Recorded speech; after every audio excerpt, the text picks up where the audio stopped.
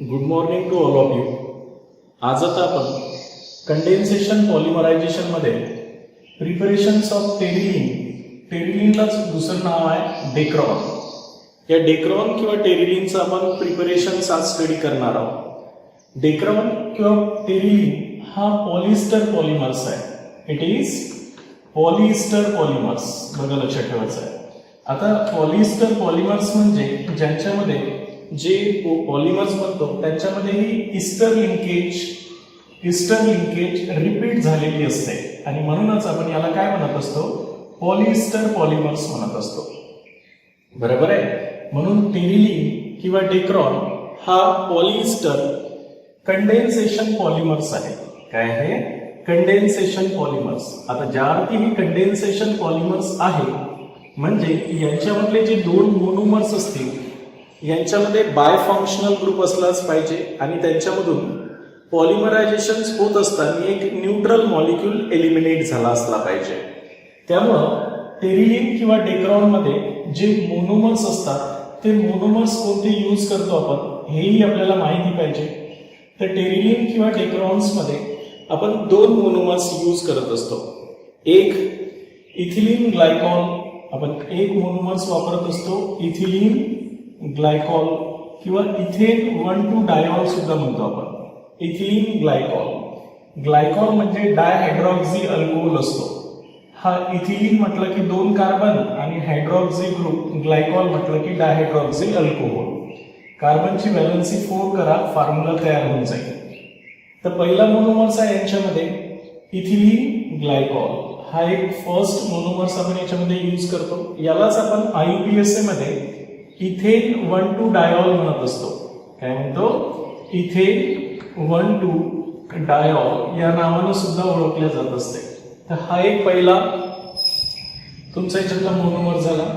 Second monomers यांच्यामध्ये डायइथिल टेरिथॅलेट असतो. काय असतो? डायमिथिल टेरिथॅलेट असा वापरत असतो आपण. डायमिथिल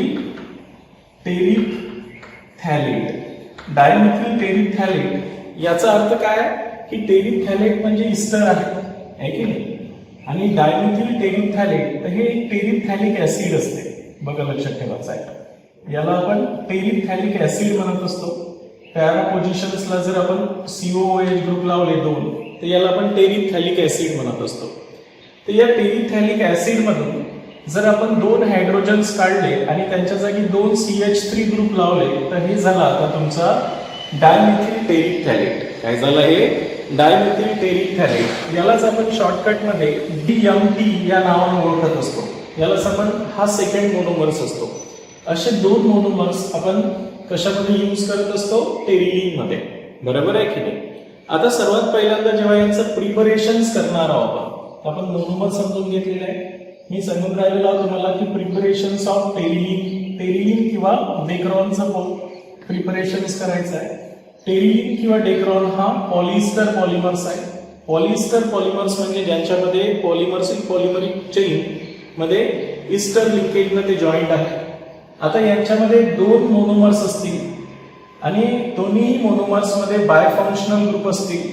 बरोबर आहे की नाही? कंडेन्सेशन असल्यामुळे ते एक आपण इथिलीन ग्लायकॉल वापरतो आणि दुसरा डायमिथिल टेरिथॅलेट नावाचा मोनोमर्स वापरतो आपण. तर DMT याला शॉर्टकट मध्ये म्हणत असतो आपण. क्लिअर झालं? आता यांचं प्रिपरेशन्स करत असताना बघा लक्षात ठेवायचं आहे. प्रिपरेशन जेव्हा आपण करू कोणाचं, या DMTचं म्हणजे टेरिलिनचं किंवा डेक्रॉनचं, तर पहिल्या स्टेपमध्ये आपण काय करणार आहोत, हे मोनोमर्स हीट करू ऍट 503 केल्विन टेम्परेचरला. हे जे 2 मोनोमर्स आहेत कोणता, एक डायमिथिल टेरिथॅलेट. बघा लक्षात ठेवायचा आहे. हा फॉर्म्युला लिहित असताना व्यवस्थित लिहा. हा तुमचा एक इस्टर आहे डायमिथिल टेरिथॅलेट. हा एक मोनोमर्स घेणार आहात तुम्ही आणि दुसरा मोनोमर्स तुम्ही कोणता घेणार आहात, इथिलीन ग्लायकॉल. यांचं कंडेन्सेशन मी सुरुवातीला हा घेतला मी इथिलीन ग्लायकॉल. त्याचे 2 मोल इथिलीन ग्लायकॉल घेऊ आपण आणि डायमिथिल टेरिथॅलेट 1 मोल घेऊ, है ना. यांना हीट करणार आहोत आपण. लक्षात ठेवायचं आहे. किती टेम्परेचरला? 503 केल्विन टेम्परेचरला हीट करू in the presence of zinc ॲसिटेटच्या प्रेझेन्स मध्ये हा ॲसिटेटचा फॉर्म्युला आहे zinc acetate in antimony oxide Sb2O3 च्या प्रेझेन्स मध्ये अँटीमनी ऑक्साईडच्या प्रेझेन्स मध्ये इट अंडरगो ट्रान्सइस्टरिफिकेशन. या प्रोसेसला आपण काय म्हणणार आहोत?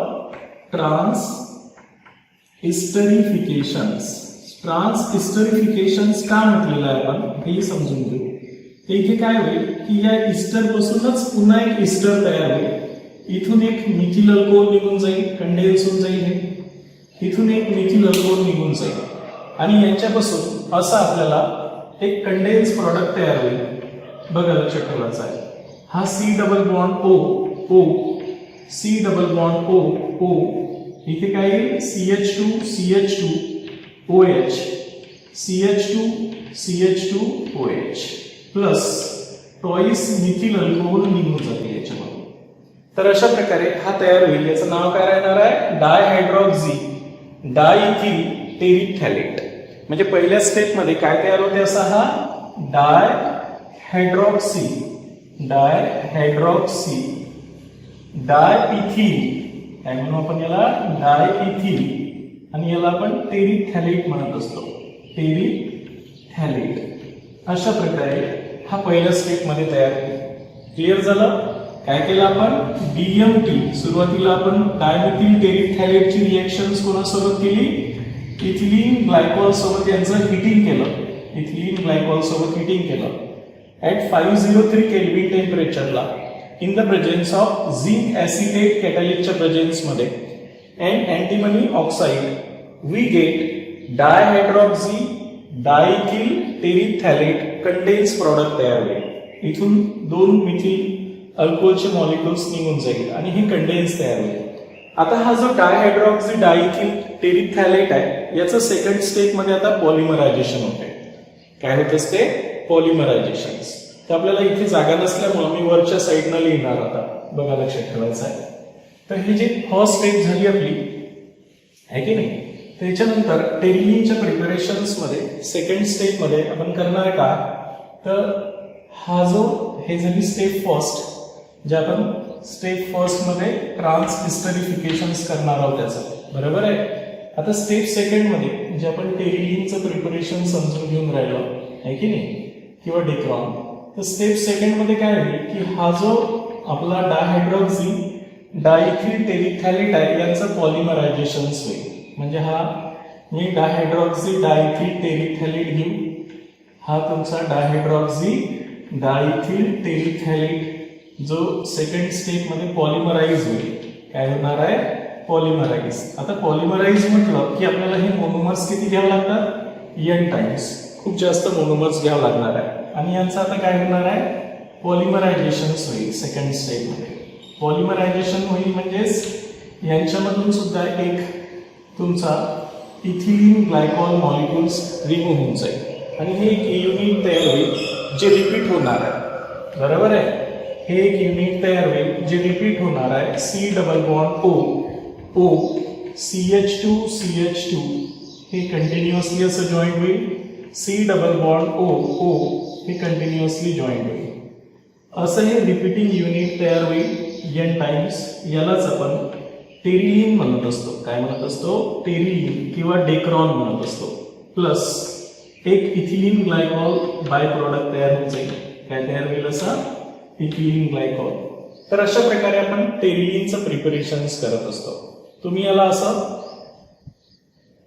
हॉरिझॉन्टल लिहिलं तरी चालत असते. बरोबर आहे. अशा प्रकारे हे टेरिलिन तयार होईल 2 स्टेप मध्ये. पुन्हा एकदा प्रिपरेशन समजावून सांगतो मी टेरिलिनची. बरोबर आहे. दोन्ही स्टेप व्यवस्थित समजल्या पाहिजे तुम्हाला.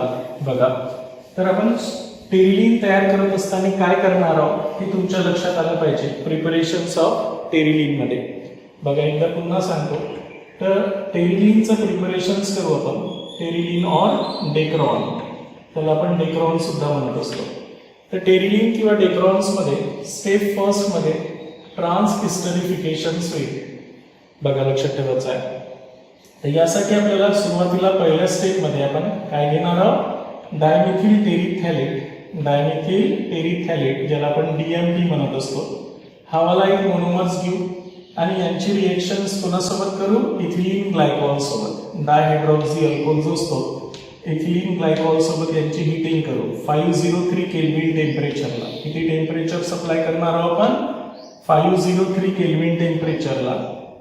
कोणाच्या प्रेझेन्समध्ये, झिंक ऍसिटेट. झिंक ऍसिटेटच्या प्रेझेन्समध्ये आपण 503 केल्विन टेम्परेचरला यांची हीटिंग करू in the presence of antimony oxide कॅटलिनच्या प्रेझेन्समध्ये.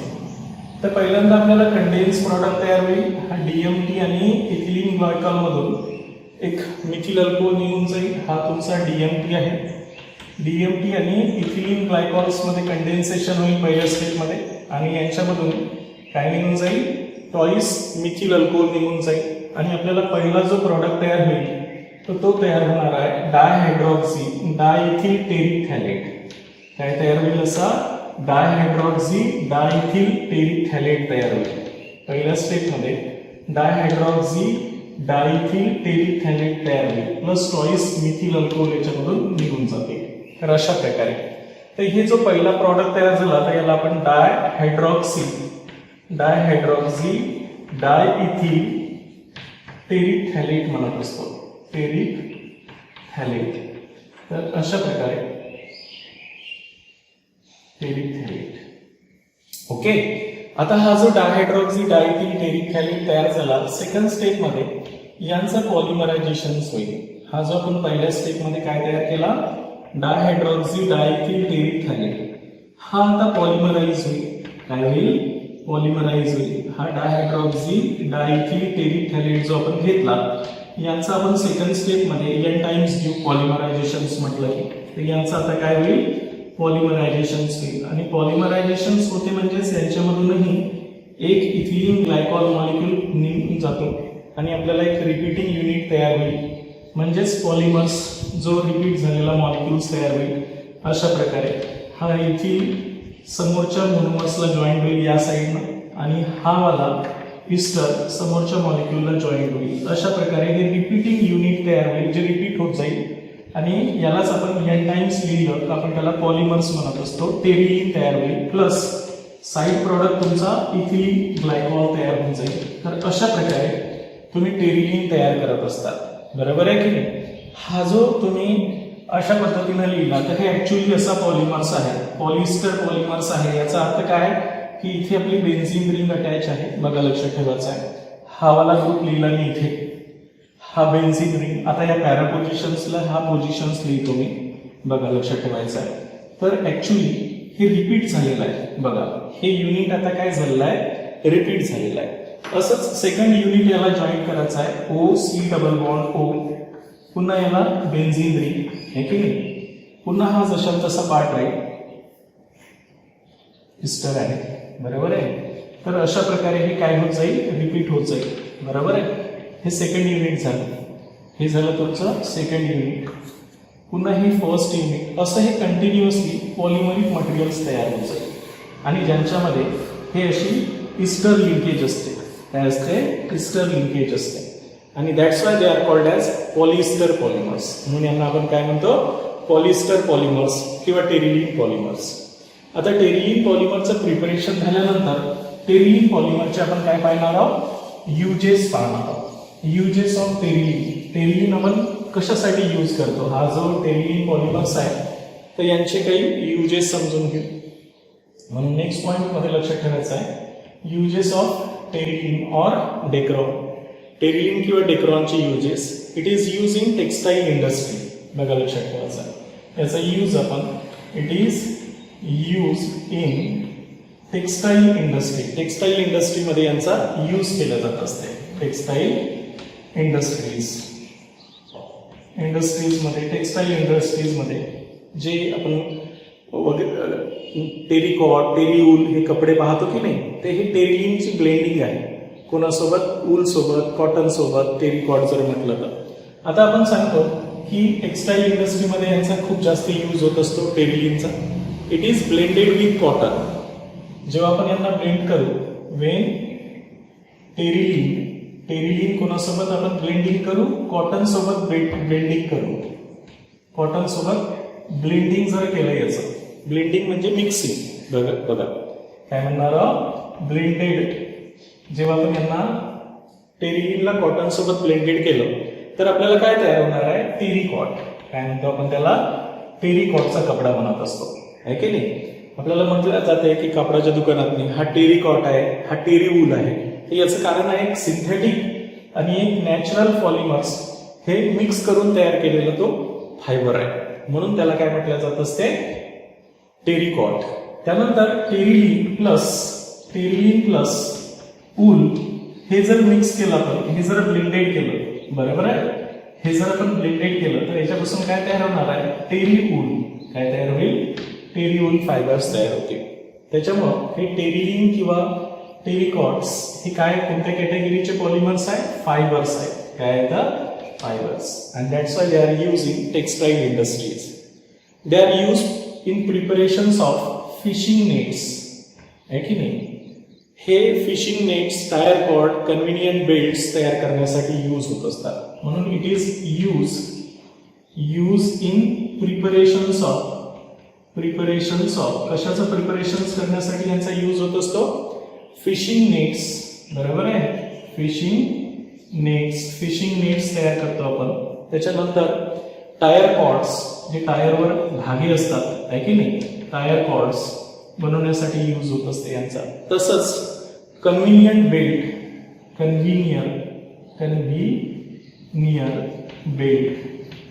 कन्व्हिनियर बेल्ट्स म्हणून तयार करण्यासाठी यांचा यूज होत असते. It is use in making filter cloth. हा फिल्टर क्लॉथ तयार करण्यासाठी यूज होत असतो. आणि म्हणून आपण सांगतो it is use in making filter cloth बनवण्यासाठी सुद्धा यांचं काय होत असते, यूज होत असते. फिल्टर क्लॉथ्स हे बनवण्यासाठी सुद्धा यांचा यूज होत असते. It is use in magnetic recording tapes, films and footwears. बघा लक्षात ठेवायचं, इट इज यूज इन कशामध्ये यूज होते यांचा, मॅग्नेटिक रेकॉर्डिंग टेप्स. आता बंद झाले मॅग्नेटिक रेकॉर्डिंग टेप्स, हे बनवण्यासाठी यूज केले जात होते. जुने आपण पाहत होतो ते कॅसेट होत्या, त्या कॅसेटमध्ये ते फिल्म वगैरे बनवल्या जात होत्या, आहे की नाही. तर ते मॅग्नेटिक रेकॉर्डिंग टेप्स बनवण्यासाठी याचा यूज केला जात होता. फिल्म्स जे असतात आपण जुन्या पाहत होतो, आजकाल आता सर्व डिजिटलाइज झालं म्हणून आपण याला एवढा यूज करत नाही. तर हे फिल्म्स बनवण्यासाठी किंवा फुटवेअरमध्ये सुद्धा यांचा यूज होत असते, आहे की नाही. तर अशा प्रकारे हे टेरिलिन पॉलिमरचे काही युजेस आहेत. It is use as in textile industry, mainly हे टेक्सटाईल इंडस्ट्रीमध्ये यूज केलं जात असते. When Terylene is blended with cotton it is called as Terycot. When Terylene is blended with wool it is called as Terywool. त्याच्यानंतर it is use in preparations of fishing nets, tyre cords and conveyor belts. It is use for making the filter cloth बनवण्यासाठी use होत असतो. आणि it is use for making magnetic recording tapes, त्याच्यानंतर films and footwears यांच्यामध्ये यांचा use होत असतो. आता हे यूज झाल्यानंतर नेक्स्ट आपल्याला कंडेन्सेशन पॉलिमर्स पाहायचे आहे. ते आहे आता फॉर्मॅल्डिहाइड वाले. कोणते पॉलिमर्स स्टडी करायचे आहे, फॉर्मॅल्डिहाइडचे पॉलिमर्स आपण स्टडी करू. त्याच्यामुळे आता नेक्स्ट पाहणार आहोत आपण प्रिपरेशन्स ऑफ फॉर्मॅल्डिहाइड पॉलिमर्स. मेन आता आपण फॉर्मॅल्डिहाइड जो मोनोमर्स असते त्यांचे पॉलिमर्स स्टडी करणार आहोत. फॉर्मॅल्डिहाइड म्हटलं की HC डबल बॉन्ड OH म्हणजे एक कार्बनवाला अल्डिहाइड, ज्याला आपण फॉर्मॅल्डिहाइड म्हणत असतो. फॉर्मॅल्डिहाइडचे दोन पॉलिमर्स आपण स्टडी करणार आहोत, एक फिनॉल सोबत आणि दुसरा मेलॅमाइन सोबत, मेलॅमाइन्स. तर असे दोन पॉलिमर्स स्टडी करणार आहोत. त्यामध्ये आता सुरुवातीला आपण फॉर्मॅल्डिहाइड फिनॉल पॉलिमर स्टडी करू, बरोबर आहे. बघा लक्षात ठेवायचं आहे. तर जो पहिला कंडेन्सेशन पॉलिमर स्टडी करणार आहोत तो आहे आता फॉर्मॅल्डिहाइड फिनॉल पॉलिमर्स. तर हे फॉर्मॅल्डिहाइड फिनॉल पॉलिमर्सला आपण बॅकेलाइट्स असं म्हणत असतो. कोणता पॉलिमर्स म्हणत असतो, बॅकेलाइट्स. तर अशा प्रकारे आपण बॅकेलाइट्स नावाचा पॉलिमर्स तयार करणार आहोत. हा ब्रँच किंवा क्रॉसलिंक पॉलिमर्स आहे. कसा आहे हा? ब्रँच क्रॉसलिंक पॉलिमर्स आहे. आणि हा थर्मोसेटिंग पॉलिमर्स आहे. कोणत्या कॅटेगरीमध्ये असतो हा? Thermosetting. Means on heating they become hard. यांना जर आपण हीट केलं तर ते हार्ड होत असते. पण याच्या आधी फॉर्मॅल्डिहाइड फिनॉल पॉलिमर्स मध्ये एक लिनियर पॉलिमर्स आहे. तो कोणता असते? निओलॅक. काय? निओलॅक. आणि it is a linear polymers. हा काय राहणार आहे? Linear polymers. आता इंटरेस्टिंग गोष्ट अशी आहे की जेव्हा हे पॉलिमर्स आपण तयार करतो तर यांचं सुरुवातीला जेव्हा आपण मोनोमर्स लिहितो तर यांच्यामध्ये बायफंक्शनल ग्रुप दिसत नाही आपल्याला. पण आता याचा बायफंक्शनल ग्रुपही असतो हे लक्षात ठेवायचं आहे आपल्याला. कंडेन्सेशन पॉलिमर्स म्हटलं की त्याच्यामध्ये बायफंक्शनल ग्रुप असलाच पाहिजे. त्याच्यामुळे फॉर्मॅल्डिहाइड फिनॉल पॉलिमर्स मध्ये आपण जे स्टार्टिंग केमिकल यूज करणार आहोत तो आहे तुमचा फिनॉल. कोणता आहे? फिनॉल. सर्वांना माहिती आहे फिनॉल हा ऑर्थो आणि पॅरा डायरेक्टिंग असतो. कसा असतो हा? ऑर्थो आणि पॅरा डायरेक्टिंग असतो. ऑर्थो आणि पॅरा डायरेक्टिंग म्हणजे येणाऱ्या इलेक्ट्रोफाईलला तो ऑर्थो आणि पॅरा पोझिशन्सवर अटॅक करणार आहे. आणि आपला जो फॉर्मॅल्डिहाइड आहे तो इलेक्ट्रोफाईल म्हणून ऍक्ट होत असतो. काय म्हणून ऍक्ट होत असतो? इलेक्ट्रोफाईल म्हणून ऍक्ट होत असतो. Either acidic condition or basic conditions. काय होणार आहे? हा जो कार्बन असेल तो इलेक्ट्रोफाईल आहे. ऑक्सिजन निगेटिव्ह न्यूक्लिओफाईल आहे. आपल्याला माहिती आहे की या फिनॉलमध्ये, बरोबर आहे, या फिनॉलमध्ये ही रिएक्शन्स कोणत्या पोझिशन्सवर होणार आहे? अर्थो पोझिशन्सवर किंवा पॅरा पोझिशन्सवर. या अर्थो पोझिशन्सवर हा जसाही पाय बॉन्ड अटॅक करल हे इलेक्ट्रॉन्स इथे शिफ्ट होईल. हा हायड्रोजन इथे शिफ्ट होऊन जाईल आणि हा CH2OH ग्रुप अर्थो पोझिशन्सला, पॅरा पोझिशन्सला आणि अर्थो पोझिशन्सला अटॅच होईल. म्हणजे ही जी रिंग आहे तुमची, बरोबर आहे, फिनॉलची रिंग, तर यांच्यामध्ये हा जो तुमचा फॉर्मॅल्डिहाइड ग्रुप आहे तो जसाही इथे अटॅच होईल तर हा OH CH2OH मध्ये कन्वर्ट होईल. कशामध्ये कन्वर्ट होईल? हा इथे अटॅच होईल, हा ग्रुप सिंगल बॉन्डेड होईल, हा हायड्रोजन इथे शिफ्ट होऊन जाईल. म्हणजे आपल्याला अशा प्रकारे हा अर्थो पोझिशन्सवर CH2OH ग्रुप अटॅच होईल. असाच हा पॅराई पोझिशन्सवर CH2OH ग्रुप तयार करू शकतो. म्हणजे हा जो आहे आता हा याला OH ग्रुप CH2OH पॅराई पोझिशन्सवर अटॅच होऊ शकते. असं काहीच नाही, अर्थो पोझिशन्सवरही अटॅच होऊ शकते. म्हणजे तुमच्या ह्या दोन्हीही पोझिशन्सवर अटॅच होऊ शकते, तिन्ही पोझिशन्सवर तो अटॅच होऊ शकते. अशा प्रकारे CH2OH आणि CH2OH. तर अशा प्रकारे तो पहिल्यांदा अर्थो पॅरा डायरेक्टिंग असल्यामुळे नॅचरली तो काय तयार करू शकतो? असा अर्थो आणि पॅरा मिथिल फिनॉल तयार करल. काय करल? अर्थो आणि पॅरा मिथिल फिनॉल्स तयार करतील. क्लिअर झालं? तर जेव्हा आता यांचं लिनियर पॉलिमरायझेशन होईल म्हणजे पहिल्यांदा आपण नेओलॅक तयार करू, बरोबर आहे. सर्वात पहिल्यांदा तर तुमच्या लक्षात आलं पाहिजे की हा जो फिनॉल आपण यूज करत असतो हा फिनॉल अर्थो पॅरा डायरेक्टिंग आहे. या फॉर्मॅल्डिहाइड सोबत किंवा आपण याला IUPAC मध्ये मिथेनॉल म्हणतो, त्याच्यासोबत तो रिएक्शन्स करून अर्थो पॅरा किंवा अर्थो पॅरा मिथिल फिनॉल तयार करल. काय तयार करल? अर्थो आणि पॅरा मिथिल फिनॉल तयार करल. अशा प्रकारे आहे की नाही, अर्थो पॅरा डायरेक्टिंग असल्यामुळे. आता जेव्हा यांची रिएक्शन्स करतो तर मी जर आता याच्यापासून पहिला पॉलिमर्स तयार करत असेल, कोणता? नेओलॅक. नेओलॅक जर पॉलिमर्स आपल्याला बनवायचा असेल तर तो लिनियर पॉलिमर्स आहे. काय आहे तो? लिनियर पॉलिमर्स आहे, ज्यांच्यामध्ये हे जे मोनोमर्स आहे हे लिनियरली जॉईंट होणार आहे. बघा लक्षात ठेवायचं आहे. यामध्ये जेव्हा आपण नेओलॅक तयार करू तर या नेओलॅक मध्ये हा जो फिनॉल आहे अर्थो हायड्रॉक्सी मिथिल फिनॉल, हा जो तुम्ही घेणार आहात तर हा आता लिनियरली जॉईंट होईल. काय होईल? लिनियरली जॉईंट होईल. म्हणजे आता मी हे फॉर्म्युला लिहितो इथे. हा एक तुमचा अर्थो हायड्रॉक्सी मिथिल फिनॉल, एक्झॅक्टली त्याच्या समोर सेम फॉर्म्युला लिहितो मी. बघा लक्षात ठेवायचं आहे.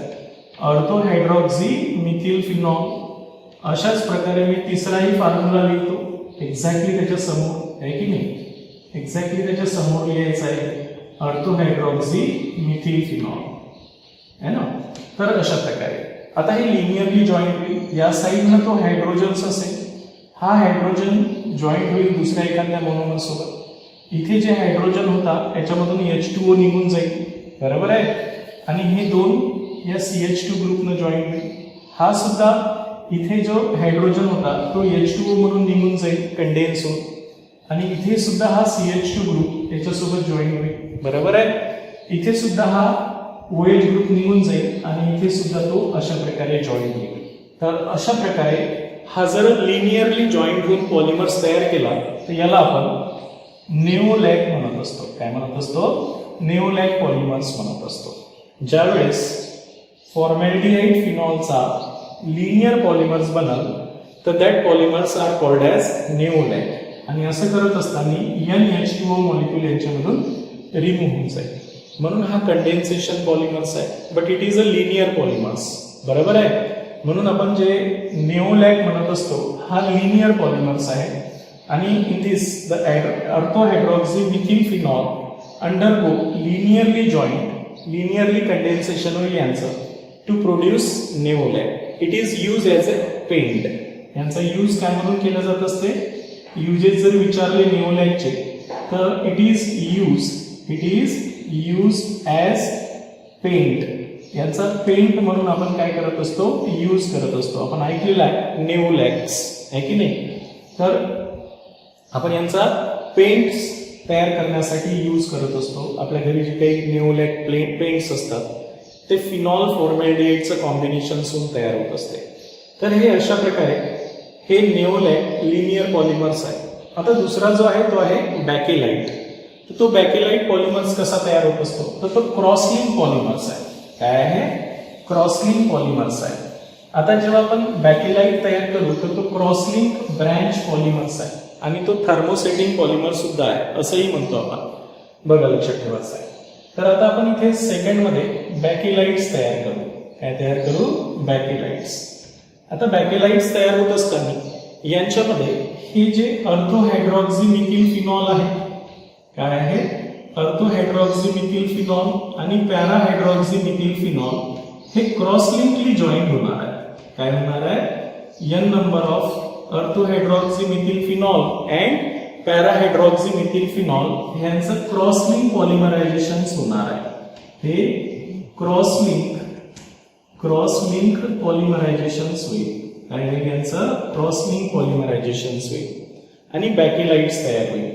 तर बघा, आता बॅकेलाइट्स काढत असताना थोडं व्यवस्थित काढायचं आहे. एका समोर एक बेन्झिन रिंग तुम्ही ड्रॉ करायची आहे. डायरेक्ट लक्षात ठेवलं तरी चालते. याला असे कमीत कमी 3 बेन्झिन रिंग काढा, बरोबर आहे. आणि प्रत्येक बेन्झिन रिंगचा अर्थ पोझिशन्स कशानं अटॅच करा? CH2 ग्रुपनं अटॅच करा, बरोबर आहे. अशा प्रकारे हे कंटिन्युअसली या साईडनं जॉईंट असेल, हे कंटिन्युअसली या साईडनं जॉईंट असेल. हा आता आपला फिनॉलिक OH ग्रुप आहे, बरोबर आहे. तो फिनॉलिक OH ग्रुप दाखवा. आता हेच रिंग, बरोबर आहे, पॅरा पोझिशन्स म्हणजे हे पॅरा पोझिशन्सनं दुसऱ्या रिंग सोबत जॉईंट होणार आहे. म्हणून तुम्ही इथे CH2 आहे की नाही. आणि जेव्हा ते दुसऱ्या OH ग्रुप सोबत जॉईंट होईल तेव्हा त्यांच्यामधून H2O निघून जाईल. काय निघून जाईल? H2O निघून जाईल. आणि आता यांची जी पोझिशन्स तुम्हाला ड्रॉ करायची आहे ते अशा प्रकारे ड्रॉ करायची आहे की नाही. पुन्हा हे रिंग यांना बेन्झिन रिंग जॉईन करा. अशा प्रकारे यांना तुम्ही काय करसाल? पुन्हा सेम बेन्झिन रिंग जॉईन करा अशा प्रकारे, ठीक आहे. आणि यांचीही तुमची सेम पोझिशन्स दाखवा, बरोबर आहे. इथे तुमचा काय होणार आहे? CH2OH हा तुमचा जॉईंट होईल. CH2 ग्रुप जॉईंट होईल. इथे काय होणार आहे? इथे CH2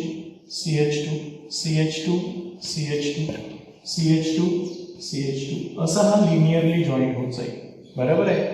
इकडेही तो क्रॉसलिंकली जॉईंट होत जाईल, बरोबर आहे. इकडेही तो क्रॉसलिंकली जॉईंट होत जाईल. तर अशा प्रकारे जो पॉलिमर्स बनल आपला त्याला आपण काय म्हणणार आहोत? बॅकेलाइट्स म्हणणार आहोत. काय म्हणणार आहोत? बॅकेलाइट्स.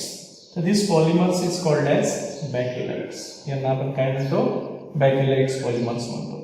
क्लिअर होऊन राहिलं मी काय सांगितलं आहे ते? तुम्ही ही रिंगमध्ये हा OH इथे दाखवू शकता, CH2OH, CH2OH आणि हा CH2 अशा प्रकारे. तर हे तुमचा बॅकेलाइट पॉलिमर्स आहे. काय आहे?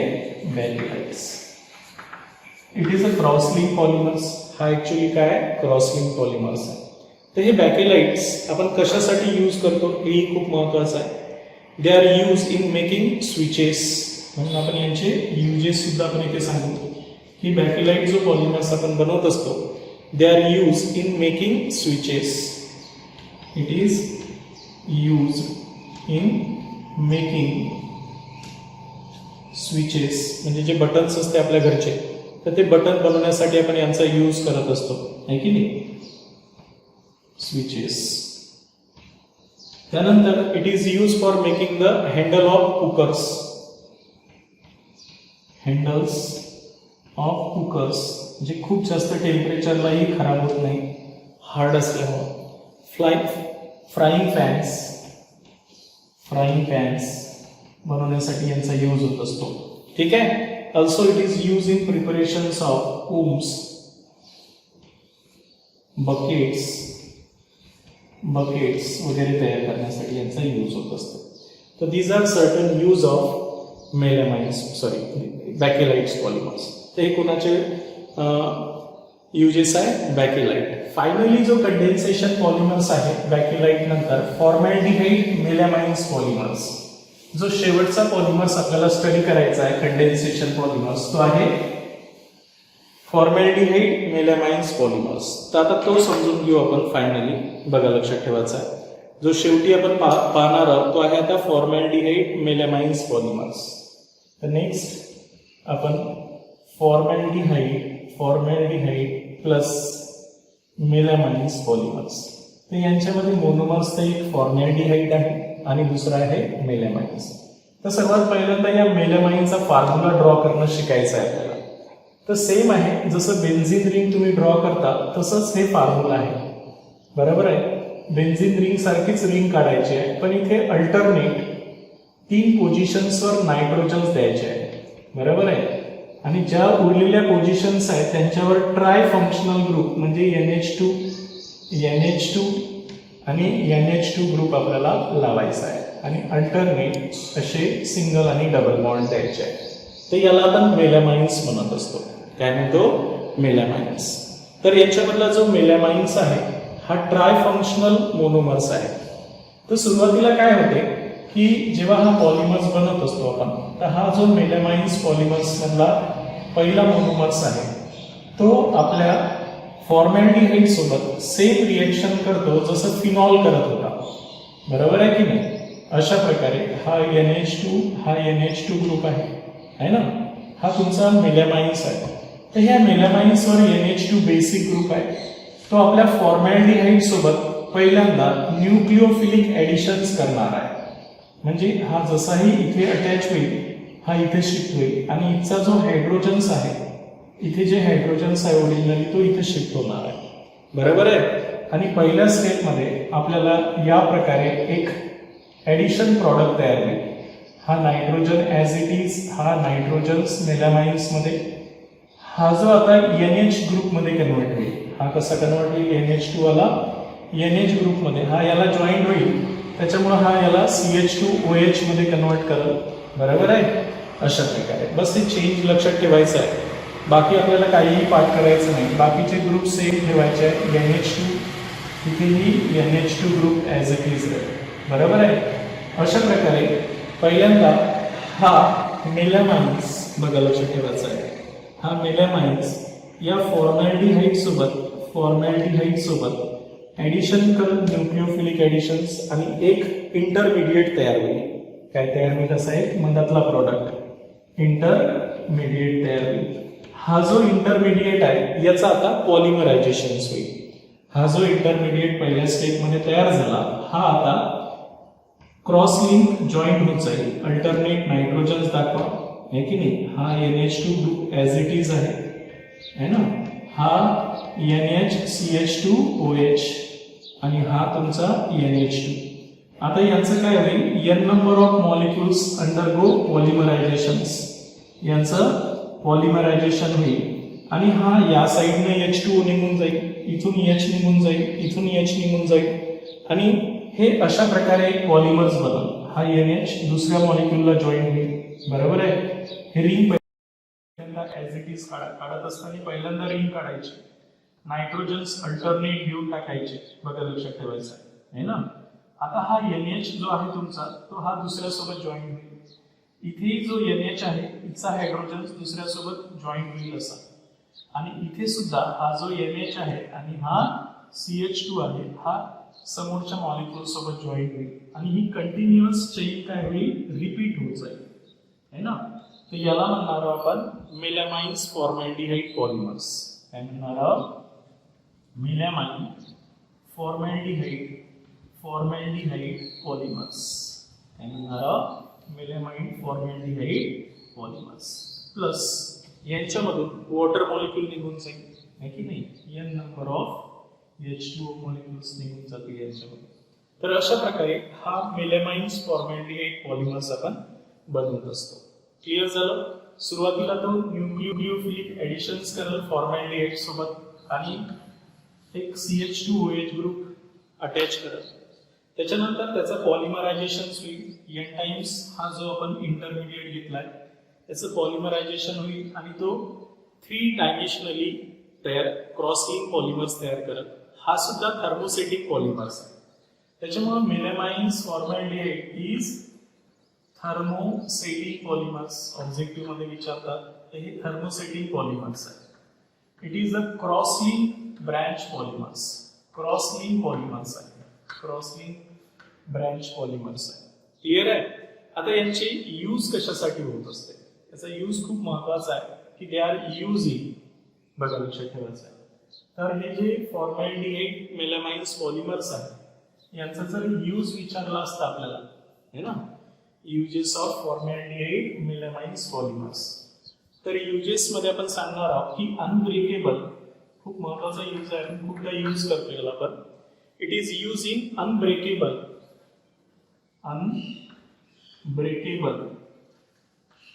क्रॉकरीज. क्रॉकरीज म्हणजे जे आपण आता प्लेट वगैरे पाहतो किंवा कब्बशा म्हणतो, हे फेकल्या तरी ब्रेक होत नाही, तर अशा क्रॉकरीज ज्याला म्हणतो आपण, काय म्हणतो, क्रॉकरी. अनब्रेकेबल क्रॉकरीज तयार करण्यासाठी याचा यूज होत असते. म्हणून दे are use for making unbreakable crockeries. तर हे असा मेलॅमाइन्स फॉर्मॅल्डिहाइड पॉलिमर्स होता. इथे आपलं कंडेन्सेशन पॉलिमर जे होते तर हे आपण तिन्ही कंडेन्सेशन पॉलिमर्स क्लिअर केले. नायलॉन 6, नायलॉन 6,6, पॉलिअमाइड, दुसरा आपण टेरिलिन किंवा डेक्रॉन पॉलिस्टर पॉलिमर्स, आणि नंतर आपण फॉर्मॅल्डिहाइड फिनॉलवाला बॅकेलाइट आणि न्यूलॅक, आणि फॉर्मॅल्डिहाइड मेलॅमाइन्स वाला फॉर्मॅल्डिहाइड मेलॅमाइन्स पॉलिमर्स. तर अशा प्रकारे हे कंडेन्सेशन पॉलिमर्स आपल्याला आपल्या सिलेबसमध्ये प्रिपरेशन्स आणि त्यांचे युजेस होते.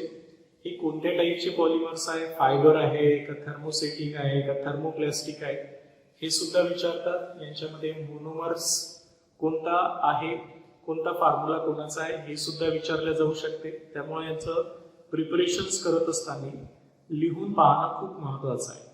ठीक आहे, ओके. याच्यानंतर आता आपला नेक्स्ट सेक्शन मध्ये पॉलिमर्स मध्ये आपण पाहणार आहोत तो आहे आता rubbers, natural rubbers and synthetic rubbers. तर सिंथेटिक रबर्स आपल्याला बरेचसे स्टडीसाठी आहे, पण सुरुवातीला आपण नॅचरल रबरवर फोकस करू आणि मग सिंथेटिक रबर विषयी माहिती करू. Okay, thank you.